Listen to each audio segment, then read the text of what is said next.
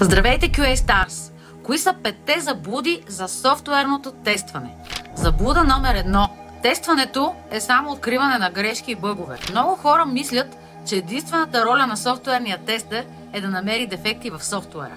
Но всъщност той ги и документира, и коментира с екипа. Също така, софтуерният тестер в един екип от разработчици е главен гарант за качеството и арбитър на всяка нова версия на софтуера. Той е падаря, който може да не даде, ако царя даде. Заблуда номер 2. Автоматичното тестване може да замени ръчното. Автоматизацията на тестовете може да спести време и усилия, но не може да замести човешката интуиция и креативност и при откриването на сложни проблеми. Ръчното тестване, или така нареченото менюал тестване, много често е по-подходящо за проверка на потребителския интерфейс, както и за откриване на сценарии, които не са лесни за автоматизиране. Заблуда номер 3.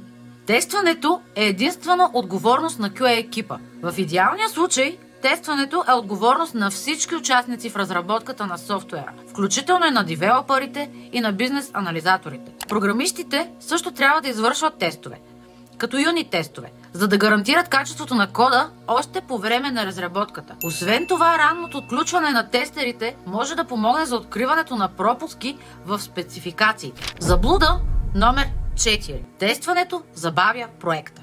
Това е една от най-често срещаните заблуди.